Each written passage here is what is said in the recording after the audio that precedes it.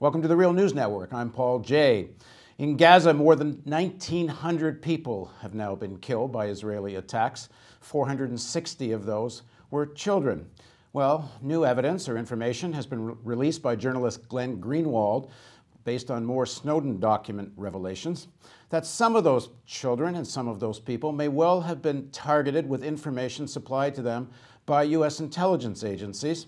Now joining us to discuss his latest piece in The Intercept is Glenn Greenwald. Glenn's in Brazil. He's an award-winning journalist, a constitutional lawyer, and author of 4 New York Times best-selling books on politics and law, including his most recent book, No Place to Hide. Glenn is founding editor of The Intercept, which just published his piece entitled Cash, Weapons, and Surveillance. The U.S. is a key party to every Israeli attack. Thanks for joining us, Glenn. Great to be with you. So what do we know about this targeting? If I understand it correctly, the documents that Snowden released aren't about this particular attack or this specific attack on Gaza, but in the past there's evidence not only of intelligence sharing, but the word that leaped off the page to me when I was reading your piece was targeting. What do we know about that? It's no secret that the U.S. is the key party enabling Israeli militarism and aggression. In general, it provides obviously huge amounts of cash to the Israelis, even in an ongoing attack such as the one currently taking place in Gaza. The U.S. just in the last week has furnished arms and munitions and grenades to the Israelis that they're using in the attack. So our piece focused on the role that the NSA and the intelligence apparatus that the United States has built plays in enabling the Israeli attack. And we revealed some documents showing that the relationship has grown substantially over the last decade between the NSA on the one hand and the Israeli counterpart, the SIGINT National Unit on the other, in which the NSA provides the Israelis with all kinds of surveillance technology, training, but also lots of data that they collect in the course of doing surveillance that the Israelis then use to target people in Gaza, in the West Bank, and throughout the region, first for surveillance, but then obviously also for targeting with violence. And so the U.S. really is at the center of every form of Israeli aggression that takes place in that region. Now, we're led to believe that the American satellites have the capability of actually seeing faces on streets. I mean, one, I guess, do we know whether that's true? And two, if any of that level of technology is being transferred in terms of, that would mean active, real-time involvement of the U.S. intelligence or U.S. Army in Israeli warfare? I mean, the Americans share the vast bulk of their surveillance technology and surveillance activities in the region with the Israelis. It's a very close, cooperative sharing arrangement. I don't think there's any question that the Israelis are being reckless and more or less indiscriminate in the violence they're wreaking on Gaza. I mean, there are Israeli generals who have inadvertently acknowledged, essentially, that they're attacking heavily civilian areas, and with the knowledge that lots of civilians are going to be killed, they've targeted UN schools that they knew and that coordinates for which had been provided to them many times. And so I don't think there's a lot of efforts being undertaken by the Israelis to be very precise or careful in the kinds of people that they're killing. So it's not so much that they need these real-time face pictures on streets because they're bombing all over the place. Yeah, I mean, I think they're interested in knowing the whereabouts of people who are of greatest interest to them. And certainly the sharing arrangement with the U.S. helps them to know where people are and it helps them to geolocate them. And use of that technology by both the Israelis and the Americans is something that we've been able to document by virtue of the Snowden reporting. But I think the important point is this is not a careful and precise operation where they're targeting people very carefully and then killing only them. They're engaged in, the destruction of entire blocks, of blowing up huge apartment buildings and homes, and that's why the death toll of innocent people has been so high. Is there any limits on what type of technology the United States gives to Israel you're aware of? Are they getting the same kind of technology that the American Armed Forces has itself? A lot of it, yeah. I mean, one of the first reports I did on the NSA relationship with Israel was last September in The Guardian, when I was still at The Guardian, in which there was an agreement whereby the NSA agreed to provide raw communication, even of U.S. citizens, to the Israelis without first even minimizing, meaning safeguarding the identity of the American citizens to whom that communication pertains. And so, yeah, there are some limits. I mean, it isn't that the NSA just wholesale hands over everything to Israel, but in some cases, the NSA cooperates more aggressively with the Israelis than they do even with their closest surveillance partners in the UK, Canada, New Zealand, and Australia. I mean, it's just reflective of this overall policy that the U.S. government has to be incredibly loyal to the Israelis when it comes to providing pretty much anything the Israelis want. Now, you've written previously that in terms of the professional opinion or professional intelligence community, one of the places they're most concerned about getting spied upon, meaning the U.S. getting spied on by others, is in fact Israeli intelligence. That's one of the things that's most interesting to me about the archive when it comes to Israel. If you listen to American politicians or British politicians, they talk about Israel as though it's some kind of super trustworthy, stalwart ally who is really crucial to American interests in the region. And yet privately, the security and military apparatuses of both countries think about and speak about the Israelis much differently than the public pronouncements. They talk about Israel as being a great threat, a threat to the cybersecurity of the United States, a threat, one of the top 3 threats posed to the U.S. intelligence community when it comes to foreign spying. And in the case of the British documents, even they see Israel as the greatest threat or one of the greatest threats to regional stability and peace. And so oftentimes what becomes apparent is that the political branches of the American government are forced by political realities and political pressures to declare Israel to be this stalwart ally. But the people who are in the intelligence and military circles who speak what they thought would be privately see the Israelis at best as a mixed bag and often as one of their greatest menaces. And there have been lots of cases where the Israelis got caught spying directly on some of the most sensitive secrets of the United States. And in the case of the British officials, they view Israel as responsible for a lot of the conflict and tension in that region. Yeah, I mean, at the attempts of Netanyahu and his administration to try to push the United States into a more aggressive position with Iran, you had sometimes very senior people from the Pentagon coming out and kind of issuing somewhat of a shot across the bow to Israel, that we're not fighting on a third front and you're not going to push us into this, whereas the American political administration was far more reticent to at least directly confront the Israelis on this. But this split you're talking about, what you're essentially saying, if I take it correctly, is that the political side of the American administration is essentially driven by domestic politics, but as we've covered on The Real News before, this is more about big money than it is about Jewish voters. Right. I mean, what's interesting is, there's this sort of taboo on how you're supposed to talk about the role that domestic politics plays in our policy toward Israel, because it touches on longstanding anti-Semitic tropes about Jewish money controlling foreign policy for the benefit of Israel and at the expense of the United States or other countries. But if you look at, what political consultants and the like say when they're speaking candidly, I mean, that's more or less what they say. I mean, Hank Scheinkopf is one of the most sort of savvy and experienced political operatives. He was a high-level aide to the Clintons. He helped run Hillary Clinton's Senate campaigns in New York. And there's this fascinating New York Sun article from 2007 that talks about how all of the Democratic presidential candidates like John Edwards and Hillary Clinton and Barack Obama and the like are parading before AIPAC and speaking very, very aggressively and militaristically about Iran. And they asked Hank Scheinkopf why that is. And he said, well, it's very simple to understand. It's because Jewish voters are essentially the ATM of American politics.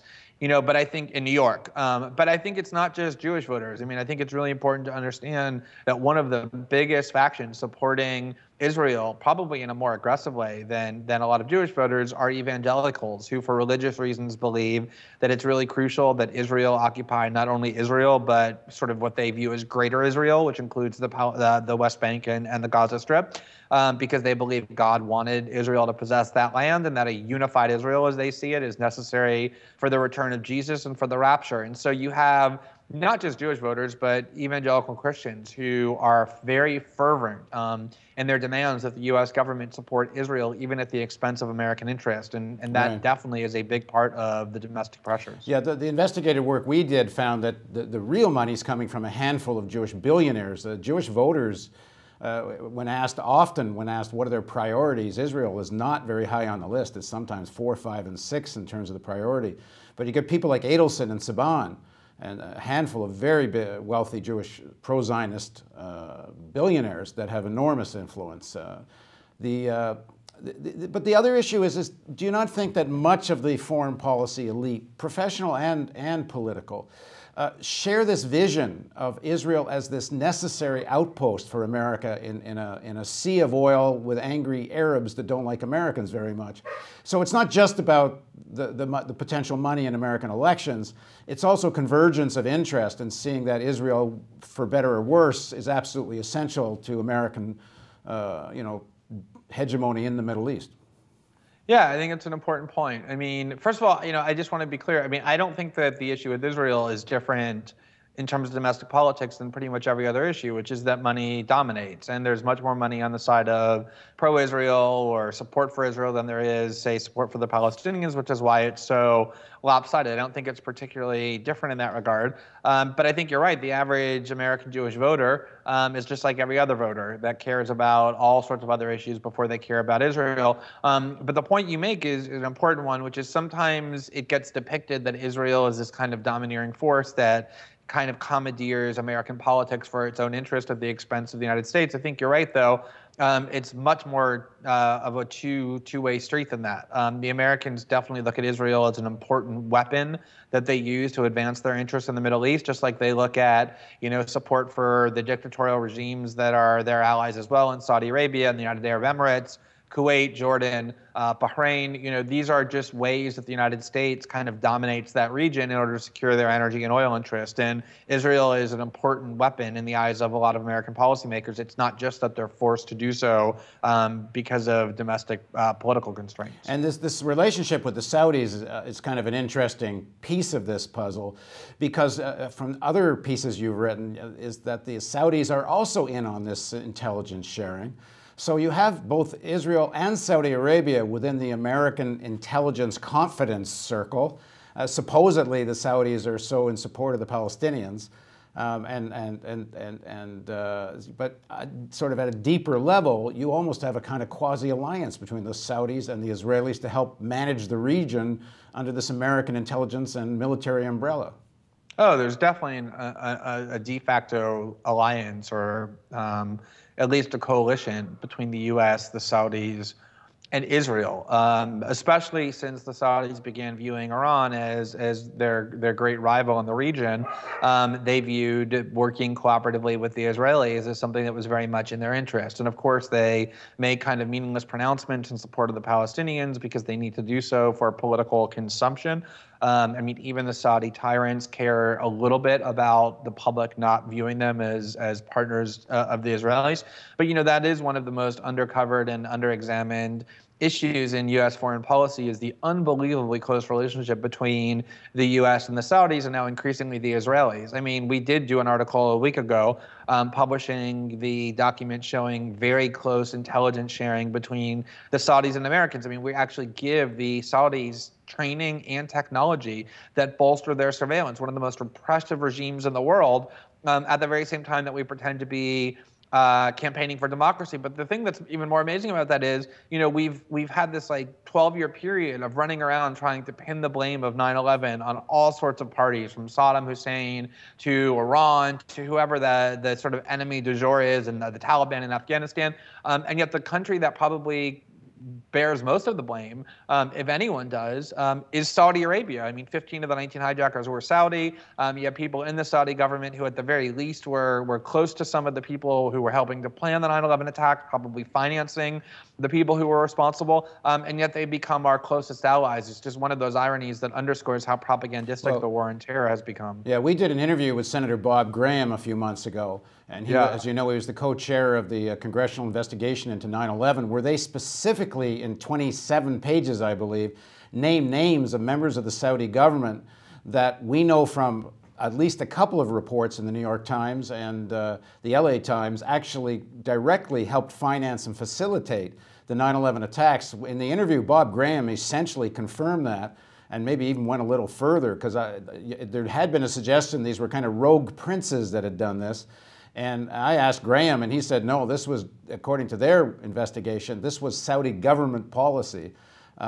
He even went further. I asked him about all the evidence of American intelligence agencies that had come up with information that, in theory, could have prevented the attacks, and that information, in one way or the other, never surfaced, as far as we know, to the highest levels, or was blocked or ignored. And I asked him directly, do you think there was a deliberate culture of not wanting to know? And his answer was, well, if all the players on a football field are running in one direction, you got to figure there's a coach somewhere, which kind of goes as far as I've ever heard a senior person implicate Bush Cheney in some way or another in this thing. Whatever you make of what he said, we emailed this and tried to contact every major newspaper in the country that we could get hold of and let them know we had this. They were welcome to the information. Not a single response from anybody. This is all kind of a lead into a question of, in terms of your investigative work, and I mean, you've got global profile. How much is mainstream media paying attention to some of the kind of stuff you're breaking? I mean, I think they're paying attention in several different respects. I mean, the stories that we've broken, the Snowden revelations in general, have made a big impact in the media landscape. I think part of that is just the drama of it all, the sort of spycraft, the drama about where Snowden can go, where he would get asylum, all of that. I guess, Glenn, I think I'm mostly more referring to post Snowden and since you've left The Guardian. Yeah, I mean, no, I understand. I mean, I think that the stories themselves get some media attention, but I do think that some get more attention than others based upon not what's actually newsworthy, but based upon the kinds of things the American media likes to systematically ignore. I mean, I do agree with you that, and it's not just Bob Graham, but I mean, Bob Graham in particular, he's not, Ron Paul or Dennis Kucinich. I mean, Bob Graham was sort of the prototypical establishment senator, a conservative Democrat from Florida, highly respected, chair of, important foreign affairs and foreign relations committees in the Senate. And what he's been saying this stuff for years about Saudi involvement in 9/11 and the U.S. government's concerted effort to suppress it or to overlook it. And it is amazing how the media just decides to systematically ignore it because it's so uncomfortable. And I think some of the revelations that we publish about spying with Saudi Arabia, about spying with Israel, have been more or less ignored by the American media for the same reason, that it's so contrary to the narrative that we like to sustain about what the role of the U.S. government in the world is, and any kind of attention to that sort of stuff would require a whole lot of digging and further investigation that American media outlets in general like to avoid because of how uncomfortable it makes people. Yeah, it makes you question the official narrative at a more profound level, which is something the mainstream media is not very enthusiastic about. Yeah, absolutely. They like to propagate that narrative and avoid things that call any of it into question. And I think that's actually one of the reasons why people have lost faith in established media outlets, is because it doesn't really seem to serve any real purpose if all they're doing is bolstering and propagating what the government is saying instead of questioning and investigating it. Right. All right, Glenn, I know you need to run, so thank you very much for joining us. Thanks for having me. Really appreciate it. And thank you for joining us on the Real News Network.